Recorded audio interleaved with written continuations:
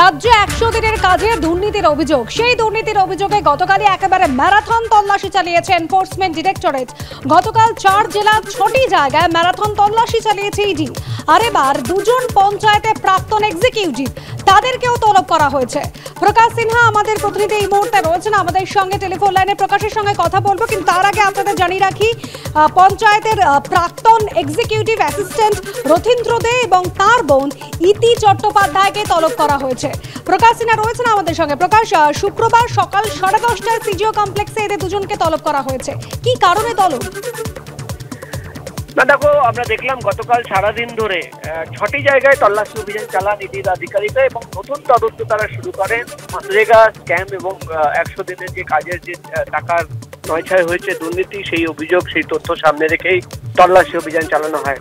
এবং এবার যে নতুন তথ্য আমরা ইডি সূত্র জানতে পারছি, তলবের প্রক্রিয়া শুরু করে তারা, অর্থাৎ এক একজনকে নোটিশ পাঠানো হচ্ছে এবং তাদের তলব করা হচ্ছে। ইতিমধ্যেই যেটা ইডি সূত্রের খবর, রথীন্দ্র দে, তিনি পঞ্চায়েতের যে এক্সিকিউটিভ সদস্য ছিলেন, তাকে নোটিশ পাঠানো হয়েছে। তার বোন ইতি চট্টোপাধ্যায়, তাকেও নোটিশ পাঠানো হয়েছে। আগামী 9 তারিখ দুজনকেই তলব করা হয়েছে ইডির সিজিও কমপ্লেক্সের অফিসে। এবং যেটা প্রাথমিকভাবে ইডির আধিকারিকরা দাবি করছেন, তদন্ত করতে গিয়ে তারা জানতে পেরেছেন যে পঞ্চায়েতের যে কাজ বরাদ হয়েছিল সেখানে কিন্তু ইতি চট্টোপাধ্যায়কে টেন্ডার দেওয়া হয়েছিল। অর্থাৎ ইতি চট্টোপাধ্যায় তিনি কিন্তু 100 দিনের কাজের যে টেন্ডার পাস হয়েছিল তিনি কিন্তু সেটা পেয়েছিলেন। কি প্রক্রিয়ায় পেয়েছিলেন? এবং ইতিমধ্যেই 2টো মোবাইল ফোন বাজেয়াপ্ত করা হয়েছে, বেশ কিছু নথি রয়েছে, সেটা সামনে রেখেই কিন্তু দুজনকে জিজ্ঞাসাবাদ করতে চান ইডি আধিকারিকরা। আমরা গতকাল সারাদিন ধরে দেখলাম যে 100 দিনের কাজের যে দুর্নীতি, সেই দুর্নীতি সামনে রেখে তল্লাশি অভিযান চালানো হয়। এবার কিন্তু প্রত্যেককেই তলব করা হচ্ছে, তার মধ্যে রথীন্দ্র দে এবং ইতি চট্টোপাধ্যায়ের নাম রয়েছে, এমনই খবর আমরা ইডি সূত্র জানতে পারছি। ধন্যবাদ প্রকাশ। কেউ ডেপুটি ম্যাজিস্ট্রেট, কেউ বা সংখ্যালঘু দপ্তরে আধিকারিক। গতকাল রাজ্যে 100 দিনের কাজে দুর্নীতি তদন্তে নেবে তাবর সরকারি আধিকারিকদের ঠিকানায় হানা দিল এনফোর্সমেন্ট ডিরেক্টরেট। এর আগে রাজ্য পুলিশের কাছে যে অভিযোগ দায়ের করা হয়েছিল, সেই ভিত্তিতেই ইসিআইআর দায়ের করে এবার তদন্তে নামল ইডি।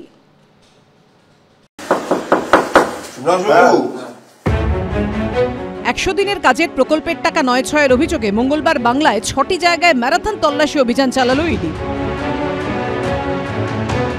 আর অভিযানের ফার্স্ট ল্যাপে ইডি স্ক্যানারে একের পর এক সরকারি অফিসার।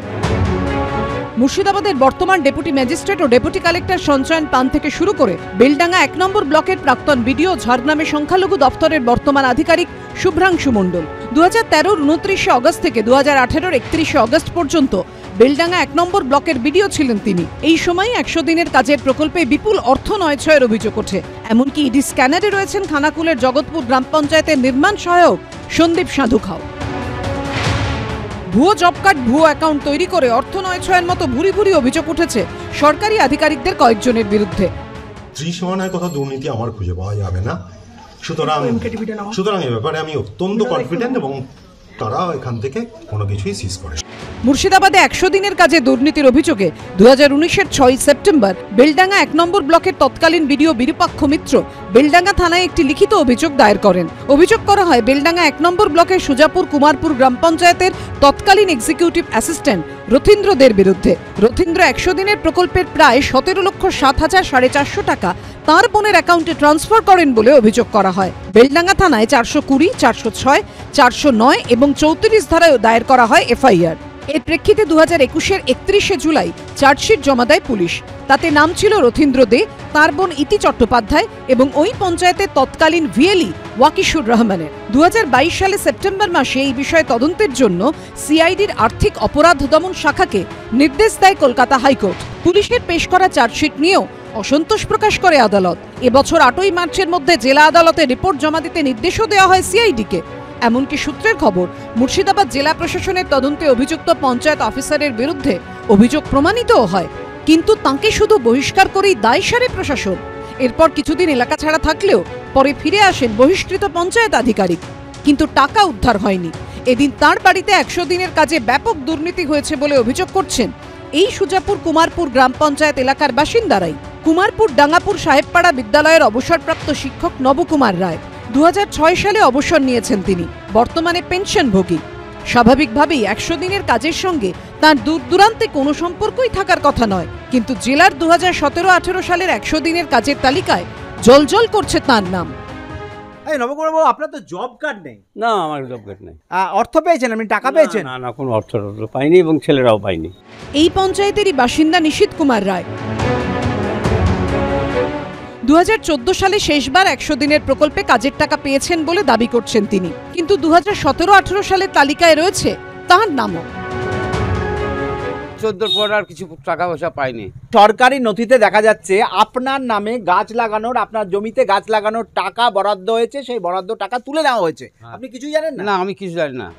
তাহলে কোথায় গেল 100 দিনের কাজের জন্য বরাদ্দ হওয়া টাকা? আপাতত এই প্রশ্নেরই উত্তর খোঁজার চেষ্টা করছে ইডি। ব্রতদীপ ভট্টাচার্য, আবির দত্ত ও রাজীব চৌধুরীর রিপোর্ট, এবিপি আনন্দ।